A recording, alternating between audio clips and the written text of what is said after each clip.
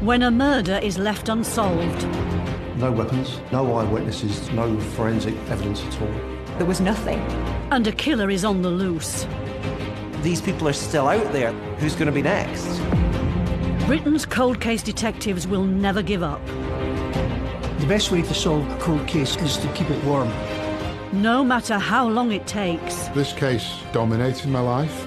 They'll investigate every angle and follow every hunch. Searching through thousands of people. They think they've got away with it. You haven't. Until justice is finally done. We all leave a trace. We finally identified that golden nugget. Bingo, we've got.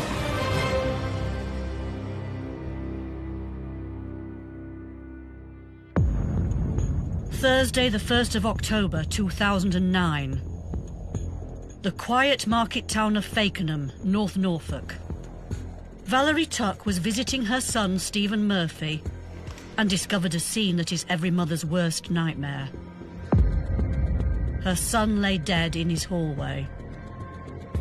With his shirt covered in blood, Valerie could see Stephen had been violently killed. Shocked and distraught, she called 999. Emergency, which service? Detective Chief Inspector Jez Fry was part of Norfolk and Suffolk's major investigation team. On his way back from a police conference, he was alerted straight away to this potential murder. I had a phone call to tell me that Stephen's body had been discovered in Fakenham, and so I diverted to come straight to the scene. Jez was an hour's drive away. While he raced to Fakenham, he sent local officers to secure the scene. Stephen's neighbour, Todd Gilby, couldn't believe what was happening right on his doorstep. I lived just around the corner from Stephen Murphy. I used to see him all the time. He seemed a very sort of calm, quiet, reserved guy. I remember coming home from uni and there were crime scene vans literally parked up in a row over the entrance here, and I remember them checking these two drains for murder weapons. It was just looked like something out of, out of a TV show. I'd never seen anything like it before. Stephen's mother Valerie was distraught. Her sister, Stephen's Aunt Jane, rushed to her side. I went down and we all just sat there staring at each other, just saying, this can't be true. And she's telling me how she found him. And she pushed the door open and Stephen's body was behind it in a big pool of blood. I can't imagine that. I just can't imagine how she lived with that image. I have that image and I didn't even see it. Stephen's family couldn't comprehend how someone so easygoing had met such a violent end. Stephen was fun and he was smiley and friendly, and people just liked him when they met him because he just had this nice way with him. When Jez Fry arrived, crime scene officers had already begun building a picture of what had happened inside Stephen's home. Jez had the unenviable task of speaking to the person who had discovered Stephen's body. After I visited the scene and then spoken to some of the local officers, I went to visit Stephen's mother at home. She was a lovely lady, really engaging, and I felt a real connection with her. It put pressure on me later on, but I sort of made a promise to her that I was going to find Stephen's killer and I was going to get a result for her, if you like. I didn't want to let her down. I think I've investigated over 50 murders and I don't think I've ever made a promise to anyone quite in that way. I really felt as if I needed to do something for her.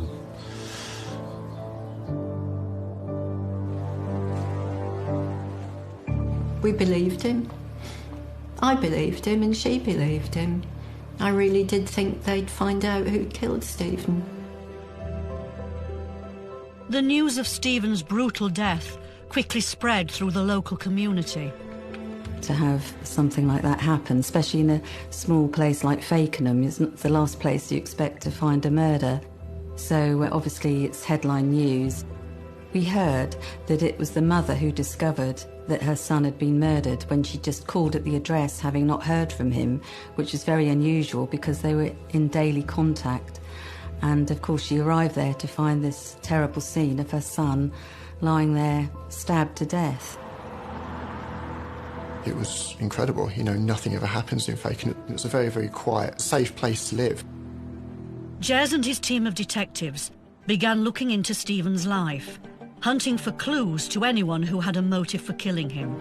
Most often, a murder is committed by someone known to the victim. And so it's really important to know as much as you can about the victim in order to make those links. With help from his family, Jez quickly built up a profile of Stephen. Stephen was a 45-year-old man who'd moved to the Fakenham area fairly recently from Southampton to be closer to his family, his mum, his uncle who lived in the area. Stephen came from a lovely family and he'd had an accident early in his life that seemed to change his nature, and following that he had become involved in drugs, and his family were trying to give him a new start and bring him out of the situation that he was in Southampton and to be close to them for their support. Stephen's move to Fakenham seemed to have had a positive effect, and he had become close to his Uncle Ken. I was really pleased that he did come up here, and he was ever so nearby. He was very pleased to be near to his mum and his stepdad. We spent some time socialising. I introduced him to some people, and he found some nice friends here. They like talking about football, they like music. He was good friends to people, I think. And he was, you know, good fun, really, most of the time, I would say. As the investigation continued, Jez received some strange news from the forensics team. Stephen lay in a fetal position on the floor. There was blood around his body and blood on the wall next to him. Despite the blood around him, it was strangely sterile in that obviously something very violent had happened at the end of the corridor, but there was nothing leading up to him, nothing leading away from him. A brutal murder with barely any forensic evidence was practically unheard of. When a victim receives stab wounds, there is quite a potential there for a lot of forensic evidence. So the offender has been really close to the victim physically. They have interacted with them. They have touched their body. They may have their blood on them. So to actually leave no evidence is something that's quite difficult to do. The most shocking thing was that there was no fingerprints, no DNA, nothing that you would normally associate with a bloodied crime scene, which only added to the mystery of it all. There was only one clue left at the scene. Officers discovered a mysterious mark just outside the house. There was nothing from him all the way down the hallway until there was a footprint in blood under the porch just outside the front door. It was so unusual, it was almost unexplainable at the time, because if someone had something on their foot, they would have tracked it down the hallway. And so how did they suddenly have blood on them outside? With no murder weapon, no suspect, and no forensic evidence, the promise Jez made to Stephen's mum looked far from being fulfilled.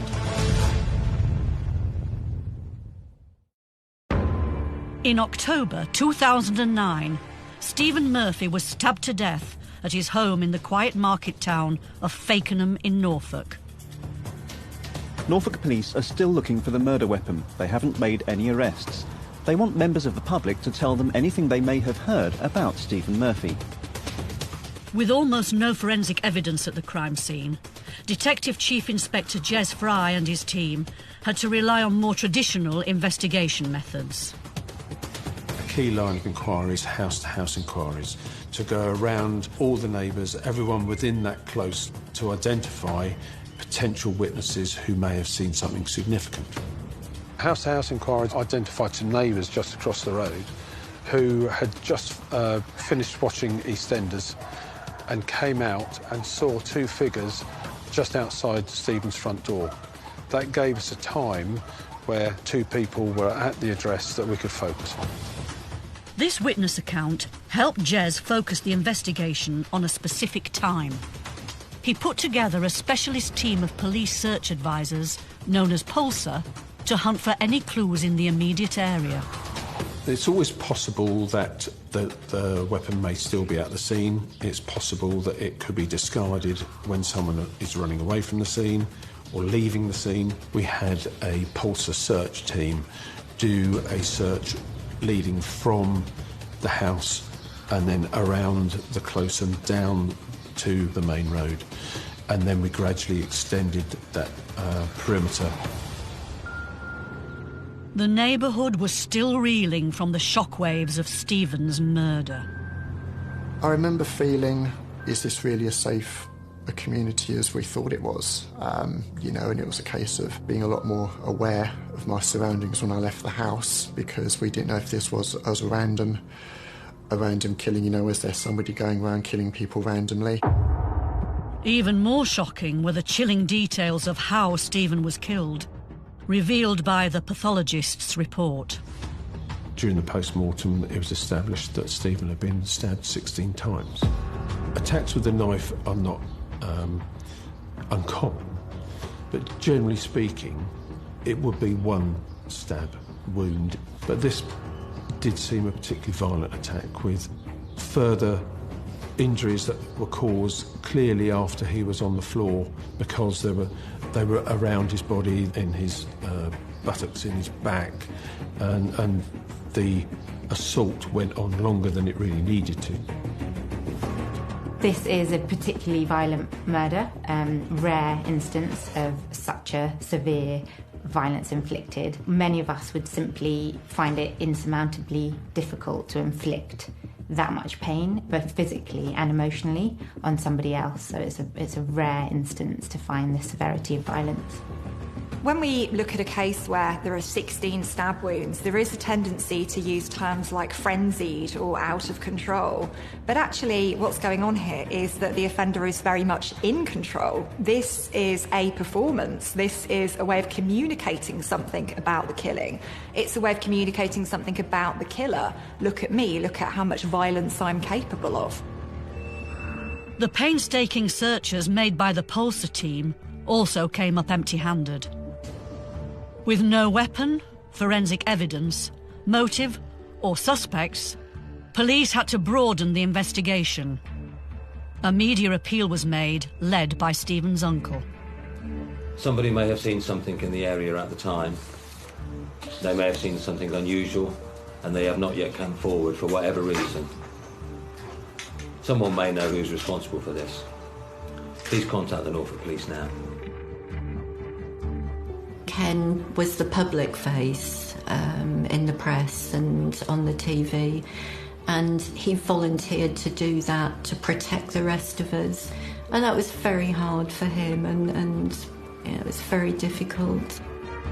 Although the investigation had so far drawn a blank, Stephen's family never lost faith in Jez Fry. I mean, Jez just comes across as somebody that's very capable and very strong, and he knows what he's doing, and he's got a big team of people working for him. So I had absolute, complete confidence in that man, and all of them, really.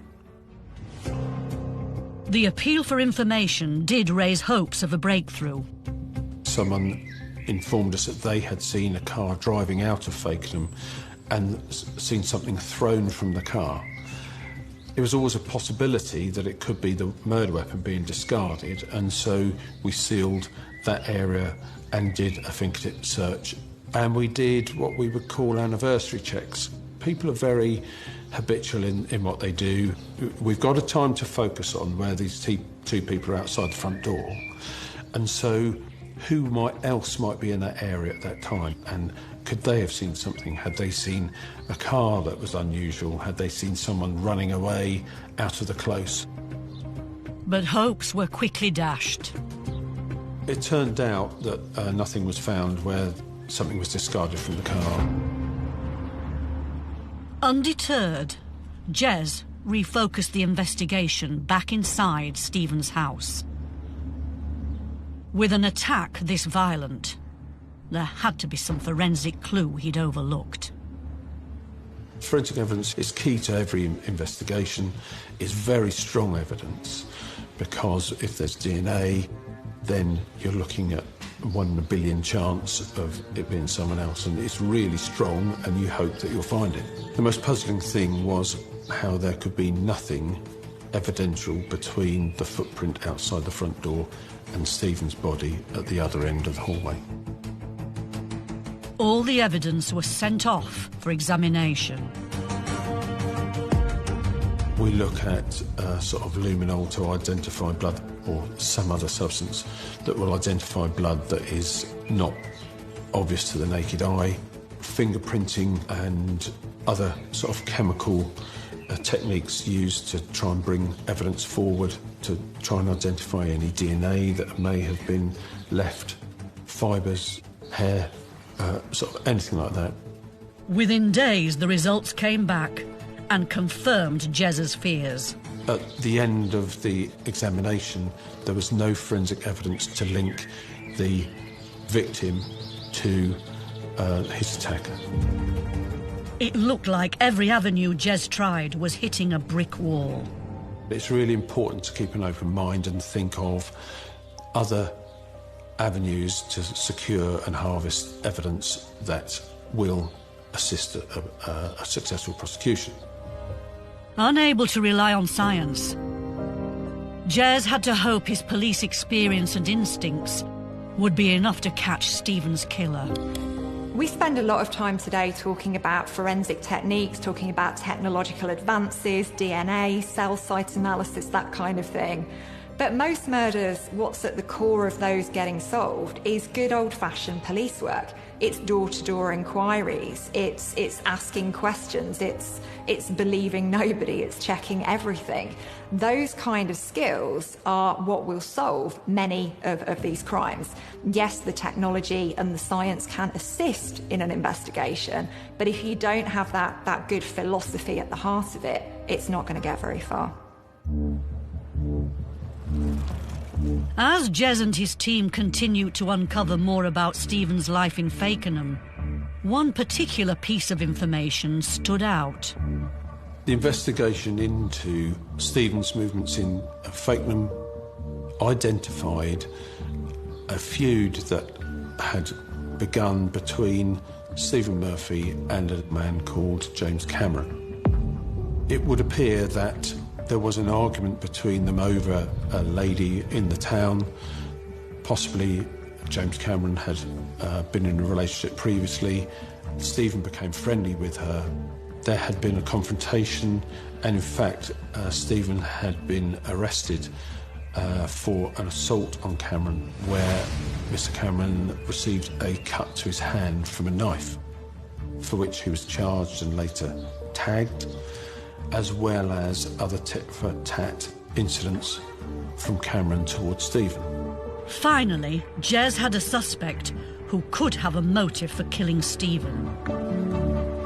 Although the injuries from the previous fight were relatively minor, they had an altercation over a relationship, and it might be that there were feelings of anger, frustration, annoyance, and a clash. He may have experienced feelings of rejection, shame, humiliation, and this might have sparked anger. James Cameron was a long shot. Although he lived in Scotland, he often visited family in Fakenham. James Cameron came to Fakenham for a family reunion for his brother's birthday. And so we took the opportunity of speaking to him and spoke to him about his movements and the relationship they had had with Stephen Murphy and how it had become antagonistic and what had been going on. Cameron was cooperative.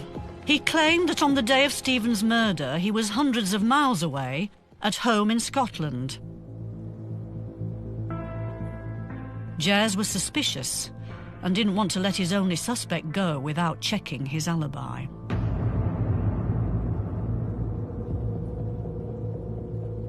What we did do was we seized his mobile phone and issued him with an alternative phone so that he still had access to one, but so that we could look at the data that we could get from his phone to identify anything that may link him to the inquiry.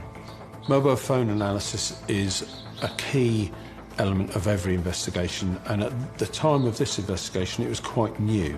We were able to obtain recent telephone calls made, recent telephone calls received, text messages. His phone would also prove where he was on the night of the murder. He was in Scotland when we looked at him closely, and so he had a cast iron alibi and could not have been in Fakenham at the time of the murder. The murder of Stephen Murphy in the Norfolk town of Fakenham had left DCI Jez Fry and his team completely baffled. Virtually no forensic evidence had been found at the scene, and extensive inquiries showed that their only suspect, James Cameron, had a cast-iron alibi for the night of the murder. So where we had started off with a broad-ranging inquiry and become very interested in James Cameron, we came to a point where we had virtually eliminated him from the inquiry. There was nothing on his phone that had been found to that time. Jez had no other avenues of inquiry. All he had was Cameron's confiscated mobile phone. He decided to have it further analysed for any deleted data, a practice that at the time took months to process. There were no other obvious people that could be possible suspects, and things started to get really difficult, finding new evidence and new lines of inquiry to pursue. With no new leads in Fakenham, Jez also decided to look further into Stephen's past life down in Southampton. We sent a team of detectives to Southampton. They probably stayed down there 4 to 6 weeks, interviewing associates of Stephen, friends, people that he had been associated with by the police in Southampton. And so we looked at those people and where they were at the time, and did they still have a grudge of any sort. On a hunch, Jez explored a theory that Stephen's killer could have driven from Southampton to Fakenham on the day of the murder.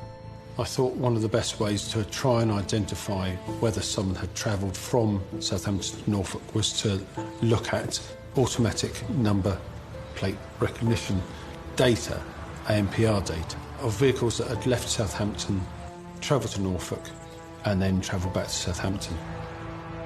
ANPR cameras register every vehicle on the road, creating vast amounts of data.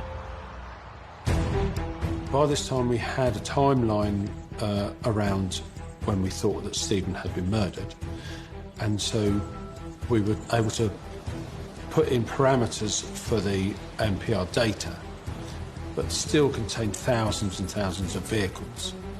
And so we needed to refine that down by introducing the parameters and the vehicles that had to have travelled out of Southampton into Norfolk, back the other way, then eliminate lorries and that sort of thing. We came to around about 100 vehicles.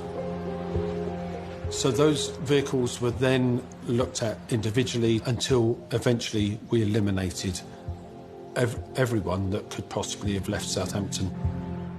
Jez had hoped for a breakthrough, but his Southampton inquiries led nowhere. We were trying to think of different opportunities, but everything seemed to be coming to a dead end. The contacts that he had in Southampton were eliminated. Looking for other links to other people and expanding those concentric circles around Stephen to identify other people that may have come into his life was all proving negative, and it was getting difficult to find somewhere new to go with the inquiry. We did think initially that they would find out who'd done it much quicker, because, you know, you just think they must have left some evidence and some clues and somebody would be able to work it out. But then, after a while, they just kept drawing full stops at all the avenues they were following up. And yes, it did feel that there was just this big black hole, and somehow whoever had killed him had disappeared into it, and maybe they had got away with it. When it did seem as if it had come to a full stop, a family member felt that it might be helpful to offer a reward of £10,000 in case that was the tipping point for somebody who knew something. Someone else must have known what was happening. Someone else must have suspected what was happening. And so we concentrated our media campaign on the areas that we could link Stephen to. Again, nobody came forward. The inquiry had already generated 3 times the amount of actions of a normal murder investigation. But the case was running cold. There was no murder weapon, no forensics, no suspects. It really looked like it was just going to go nowhere, the investigation, and as it dragged on, it looked even less and less likely that there would be any arrest. It was becoming very frustrating because we didn't seem to be actually going anywhere. What we were doing was eliminating a lot of things, but we needed to find that golden nugget.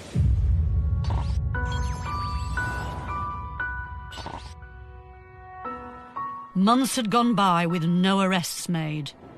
The people of Fakenham were losing hope. I remember talking to some neighbours about it at the time, and they were saying, you know, I think this is going to be a dead end. You know, I don't think the police are ever going to solve this. You know, this has been going on for such a long time now. But Jez and his team never gave up, and Stephen's family still had faith in him. We had brainstorming sessions trying to think of new ideas, new ways of where we could find the great silver bullet. I think there was another murder somewhere else in the county, and you think, well, they're going to focus on that now, aren't they? Perhaps they'll just forget about Stephen. But then I thought, no, they won't. They won't. And they didn't. I mean, we never lost hope, and we always felt that it was the good old-fashioned police work of working through things that eventually we'll come across something. And then, after all the dead ends, at last, Jez got the breakthrough he'd been waiting for.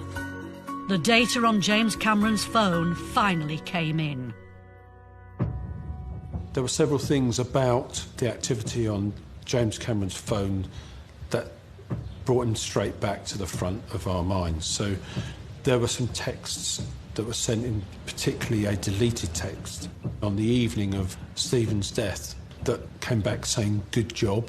But there was a flurry of telephone calls at certain times that seemed key to the investigation. And some of those numbers hadn't yet been identified because they were from prepaid phones. And so there was a new impetus to try to find who it was that he was having these phone calls with. After so many dead ends in investigating Cameron's story, this could be the slip-up he'd been hoping for. Cameron handed his phone over to police readily. He just gave it to them because he was convinced that he'd removed anything incriminating from that device. But actually, the only thing is that deleting is not the same as removing.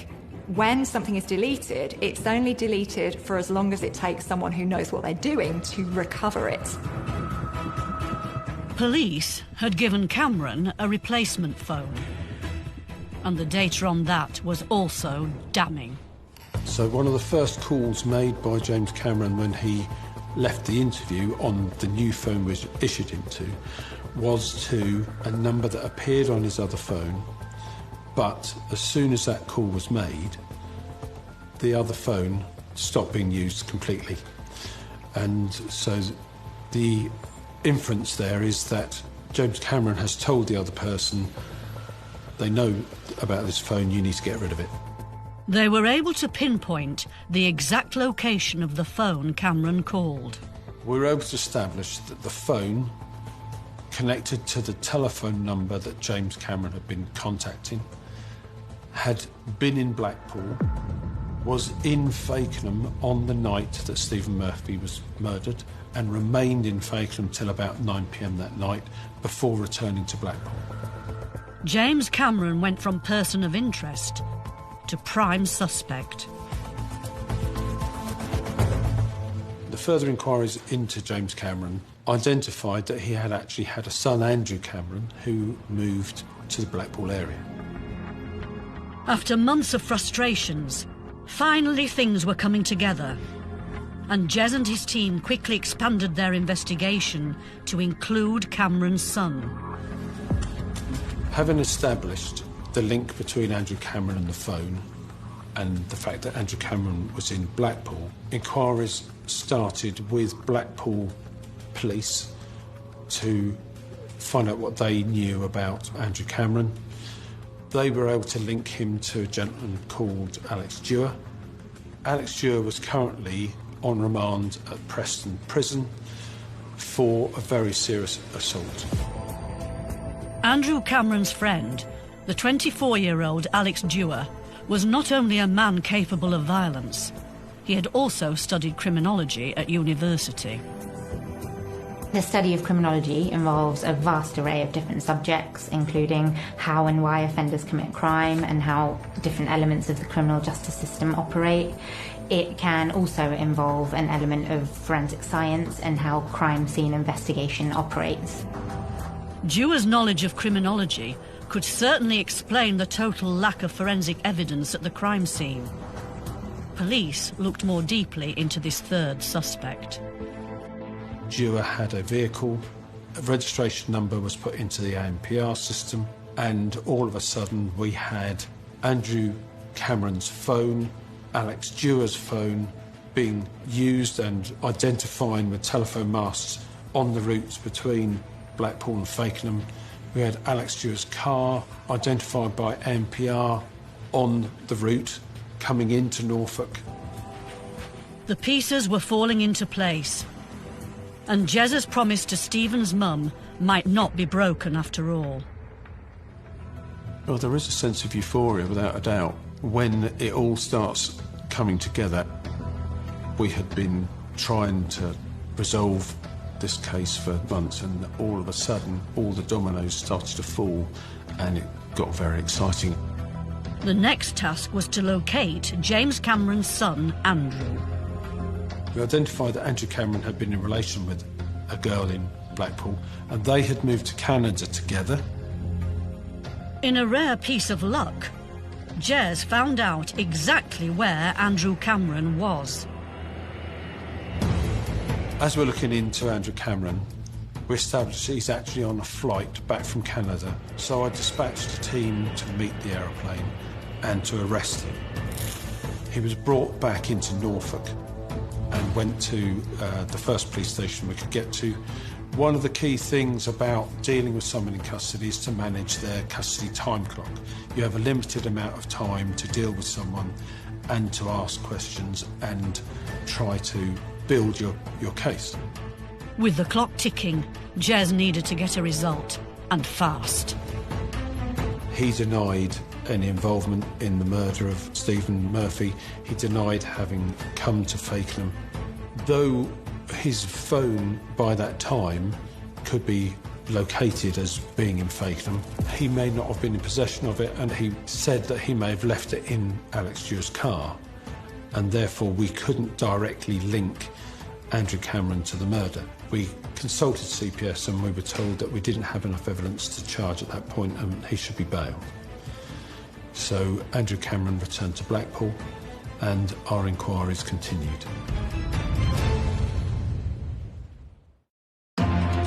After months of false leads and frustrations, and without any forensic evidence, DCI Jez Fry's investigation into the murder of Stephen Murphy had turned a corner.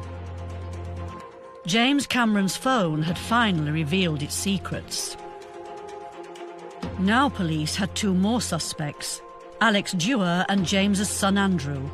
Jez now focused his attention on them. I sent a team of detectives to Blackpool to start looking more deeply into Alex Dewar and Andrew Cameron. And we identified several witnesses who said Alex Dewar had bragged about being involved in a murder, which they thought was just bravado. They just thought that he was lying and just making things up. Dewar was already on remand for a serious assault. He was taken from Preston Prison and formally interviewed at a local police station.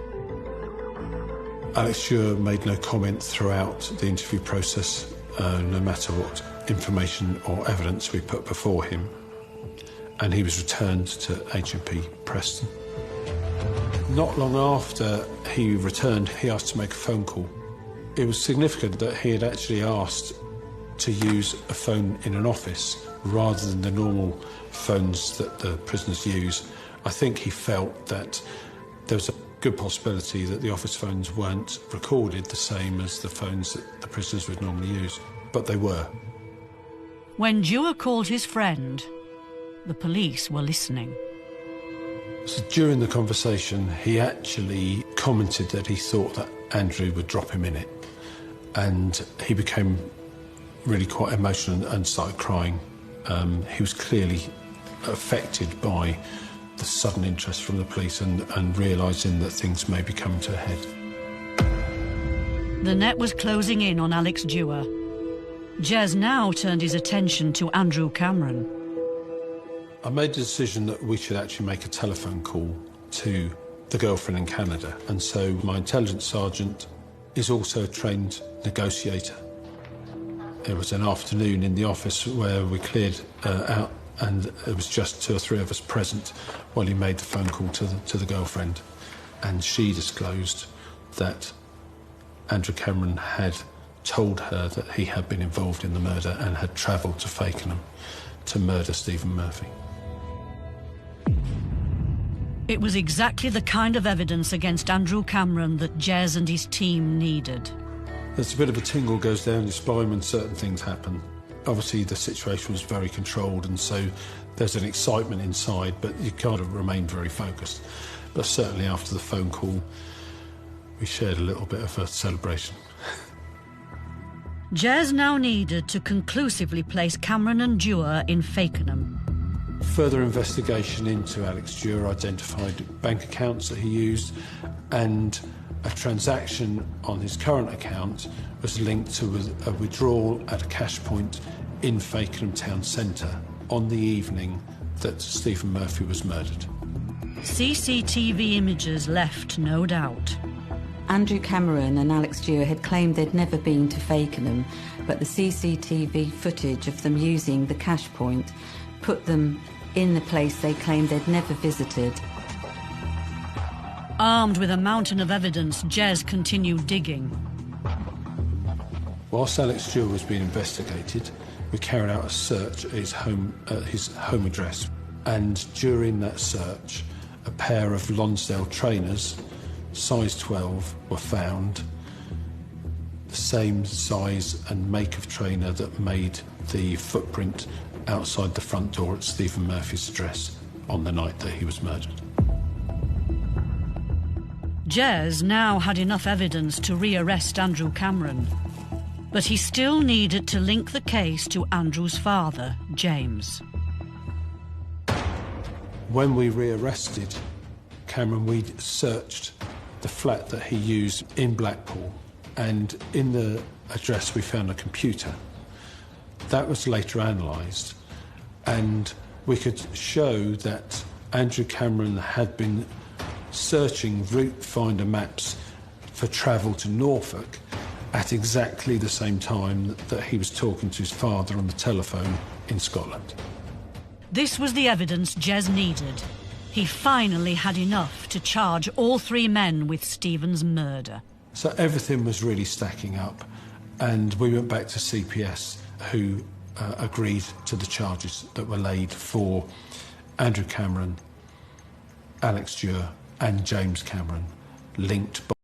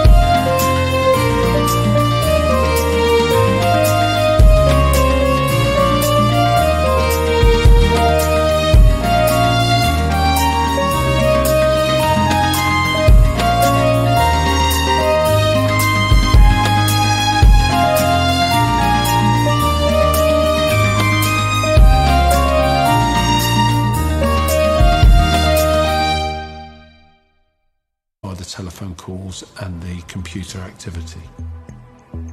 After months of painstaking police work, in March 2010, all 3 suspects were charged with conspiracy to commit grievous bodily harm, whilst Alex Dewar and Andrew Cameron were also charged with murder.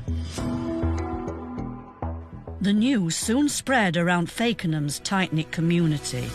When I found out that arrests were made, I was really relieved for not just his mother, but for all of his family, that they were able to finally start to get closure over what happened to Stephen.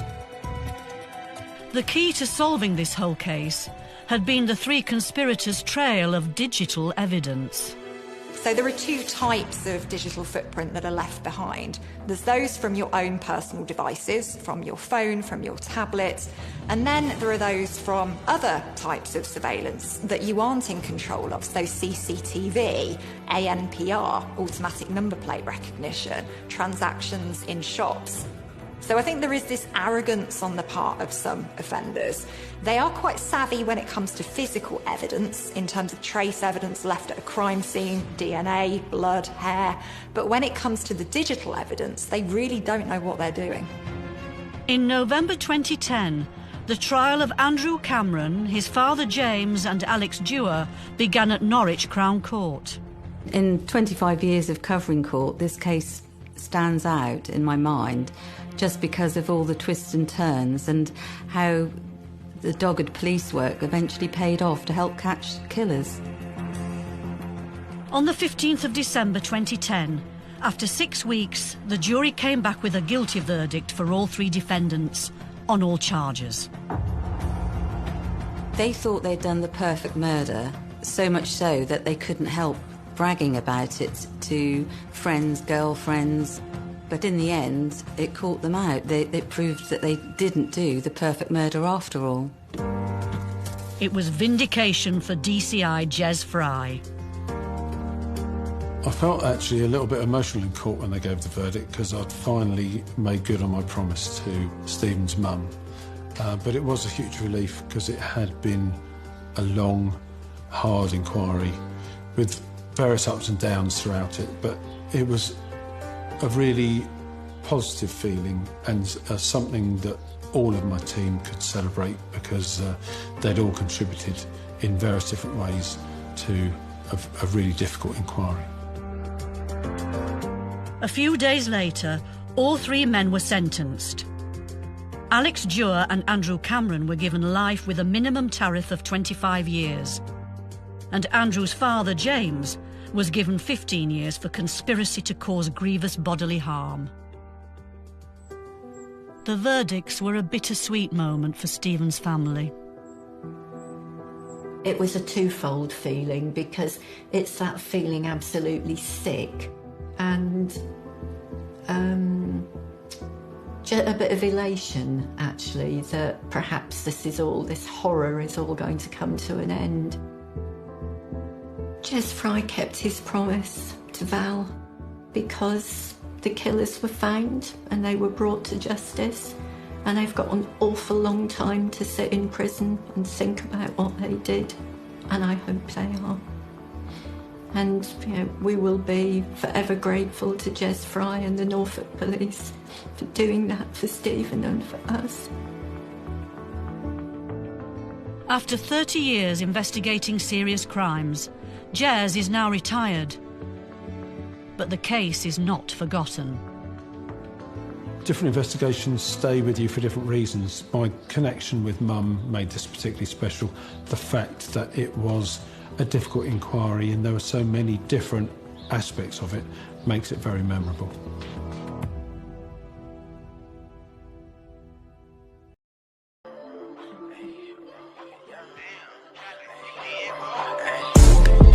From the 9-1, switch that over, that's the young blonde. I was at the West Coast, now I'm in the East Coast. Shawty wanna